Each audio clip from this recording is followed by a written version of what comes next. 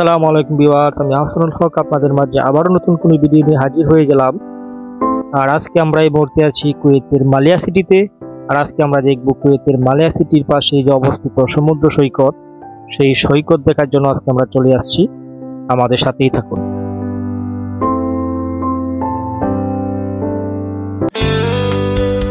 বন্ধুরা, এই মালিয়া সিটি হচ্ছে কুয়েতের সবচেয়ে আধুনিক এবং সুউচ্চ ভবন সমৃদ্ধ একটি সিটি। এখানে রয়েছে অসংখ্য উঁচু উঁচু ভবন এবং দেখতে খুবই সুন্দর। এই মালিয়া সিটিতে প্রতি বৃহস্পতি এবং শুক্রবার হলে অসংখ্য মানুষের ঢল নামে। বন্ধুরা, এই হচ্ছে মালিয়া সিটি রাস্তা। আর এই রাস্তার এক পাশে হচ্ছে সমুদ্র সৈকত, আরেক পাশে হচ্ছে মালিয়া সিটি। এই দৃশ্য দেখলে আপনার চোখ জুড়িয়ে যাবে এবং দেখতে খুবই অপরূপ সৌন্দর্যের একটি সিটি এই মালিয়া সিটি। বন্ধুরা, দূর থেকে দেখে বুঝতে পারছেন সেই মালিয়া সিটির যে সমুদ্র সৈকত, সৈকতের দৃশ্য কতটাই অপরূপ। যতই বিকেল গড়িয়ে যাচ্ছে ততই মানুষ আস্তে আস্তে এই মালিয়া সিটির দিকে বা সমুদ্র সৈকতের দিকে আসতে শুরু করছে। বন্ধুরা, দেখতে দেখতে অবশেষে সেই কাঙ্ক্ষিত মালিয়া সিটির সমুদ্র সৈকতে চলে আসলাম আমরা। এই হচ্ছে মালিয়া সিটি সমুদ্র সৈকতের পাশে রাস্তা। বন্ধুরা, সূর্য প্রায় ডুবো, আর এই দৃশ্যটা দেখার জন্য এখানে অসংখ্য মানুষ আসে। এখান থেকে সূর্যাস্ত দেখতে খুবই ভালো লাগে, যা দেখলে আমার চোখ জুড়িয়ে যায়। আর এই হচ্ছে মালিয়া সিটির পাশে সেই পারস্য উপসাগর। কুয়েতের চারপাশেই প্রধানত পারস্য উপসাগর অবস্থিত। বন্ধুরা, দূর থেকে দেখলে মনে হয় আকাশ এবং সাগরের জন্য একসাথে মিলেমিশে একাকার হয়ে গেছে। বন্ধুরা, ছোট্ট এই মরুদ্দেশের পৃথিবীর সবচেয়ে দীর্ঘতম সেতুটি নির্মাণ করা হয়েছে এই আরব সাগরের উপরে, যার দৈর্ঘ্য প্রায় 48 কিলোমিটার। বন্ধুরা, অবসর পেলেই অসংখ্য মানুষ এখানে ছুটে আসে সাগরের কাছে নিঃসঙ্গতা একাকিত্ব কাটানোর জন্য এবং সাগরের পাশে বসে সাগরের সেই স্নিগ্ধ হাওয়া খেতে খেতে নিজের একাকিত্বকে দূর করার জন্য। বন্ধুরা, তেল সমৃদ্ধ ছোট্ট এই খনিজ সমৃদ্ধ দেশটির এক সময়ের আয়ের উৎস ছিল এই আরব সাগর। এই আরব সাগরে এই কুয়েতের মানুষেরা এক সময় মাছ শিকার করত এবং এই মৎস্য শিকারই ছিল তাদের একমাত্র জীবিকা নির্বাহের উপায়। সাগর পাড়ে কুয়েতিদের বিনোদনের জন্য নির্মাণ করা হয়েছে এই রাজপ্রাসাদটি। দেখতে সেই মধ্যযুগীয় কায়দায় বা মধ্যযুগীয় আমলের যে রাজপ্রাসাদ ছিল সেই রকম স্টাইলই করা হয়েছে এই রাজপ্রাসাদগুলো। আর এই রাজপ্রাসাদগুলোতে আজনবীদেরকে প্রবেশ একেবারেই নিষেধ। এখানে শুধু কুয়েতিরাই প্রবেশ করতে পারে।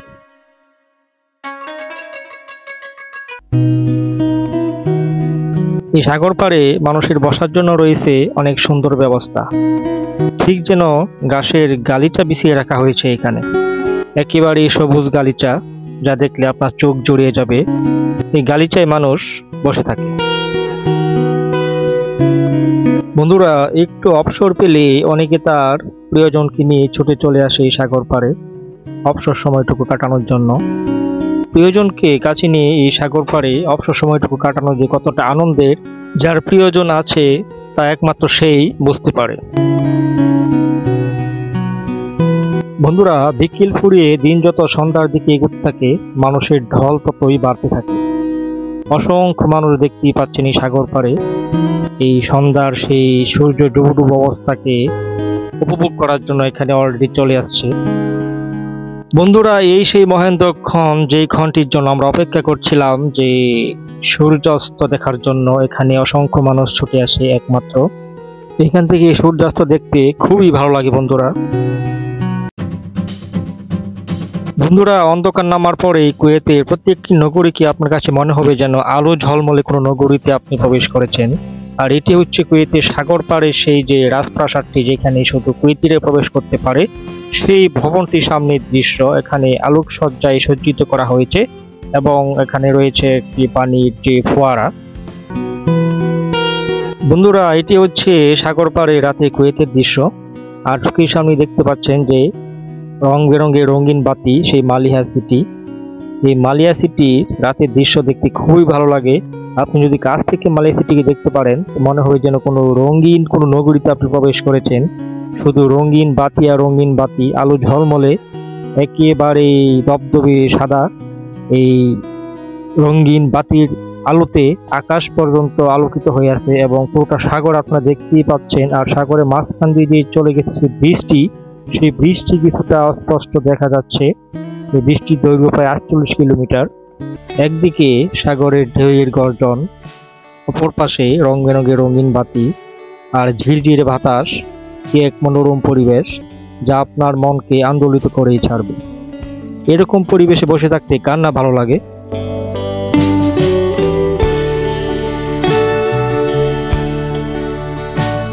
বন্ধুরা, তাই তো অসংখ্য মানুষ ছুটে আসে সেই সাগরের কাছে।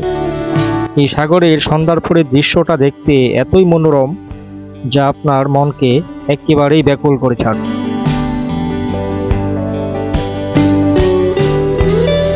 বন্ধুরা, এই সাগর পাড়ে সৌন্দর্যবর্ধক নির্মাণ করা হয়েছে অসংখ্য স্থাপনা, যা দেখলে আপনার চোখ জুড়িয়ে যাবে।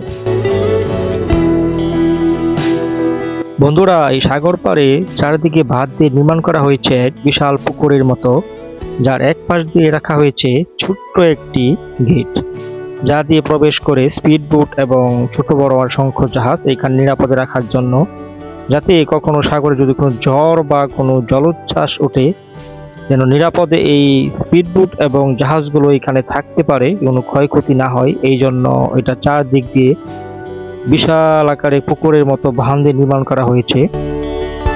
এখানে অনেক মানুষ মাছ ধরতে আসে, অসংখ্য মানুষ বসে বসে দিয়ে মাছ শিকার করে এবং তার অবসর সময়টুকু এখানে বসে পার করে এবং বসে বসে যে মালিয়া সিটির সৌন্দর্য রং বেরঙের বাতি সেই দৃশ্য তা অবলোকন করে এবং অবসর সময়টুকু সে পার করে।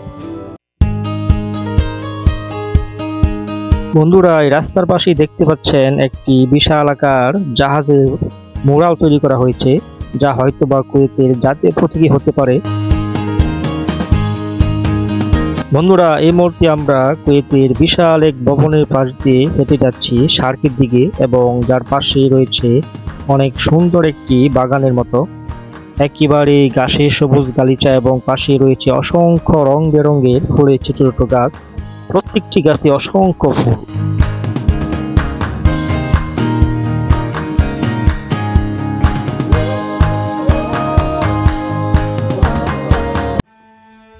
বন্ধুরা, দেখতে দেখতে আমরা সেই সার্কের সেই ফিশারি গাড়ি চলে এসেছি। দেখতেই পাচ্ছেন এখানে ছোট বড় অসংখ্য ট্রলার নোঙ্গর করে আছে, বা সারাদিন বা সারা রাত মৎস্য শিকার করার পর তারা এখানে এসে নোঙ্গর করে এবং তাদের মাছ তারা সেই যে সার্কের যে মৎস্য আড়ত আছে সেই আড়তে নিয়ে বেচা কিনা করে।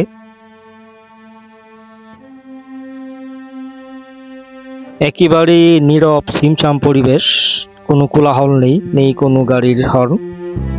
কুয়েতের একটি জিনিস ভালো লাগে আমার কাছে, যে আপনি যদি সারা কুয়েত চলাফেরা করেন তবু একটি হর্ন শুনতে পাবেন। বন্ধুরা, এটি হচ্ছে সার্কের সামনে সেই ফিশারি ঘাট। এখানে শুধু স্পিড বোট, অসংখ্য স্পিড বোট এখানে দেখতে পাচ্ছেন। আর সমস্ত স্পিড বোট দিয়ে এখানে মৎস্য শিকার করা হয় এবং মৎস্য শিকার করার পর তারা সেই যে সার্কের যে একেবারে বিশাল বড় মাছের আড়ত রয়েছে, সেই মৎস্য বাজার রয়েছে বা মার্কেট রয়েছে, সেই মার্কেটে তারা এই মৎস্য পাইকারিভাবে বেচা কিনা করে। বন্ধুরা, রাতের কুয়েত মানে আলো ঝলমলে রঙিন কুয়েত। দেখতে পাচ্ছেন অসংখ্য রং বেরঙের বাতি জ্বলছে এবং বিশাল উঁচু উঁচু ভবন, যা আপনার চোখকে বিমোহিত করবেই। এটি সার্কের সামনে অবস্থিত সেই ফিশারি ঘাটের পাশেই সে বিশাল উঁচু। বন্ধুরা, সন্ধ্যার পরে এসব বিনোদন কেন্দ্রের নামে মানুষের ঢল, কারণ সন্ধ্যা হলেই সমস্ত কুয়েতিরা ঘর থেকে বেরিয়ে আসে বিনোদন উপভোগ করার জন্য। বন্ধুরা, দেখতে দেখতে ভিডিওর একেবারে শেষ প্রান্তে চলে আসছি। আবারও নতুন কোনো ভিডিও নিয়ে হাজির হয়ে যাব আমি হাসান হক। সেই পর্যন্ত সবাই ভালো থাকবেন, সুস্থ থাকবেন। আল্লাহ হাফেজ।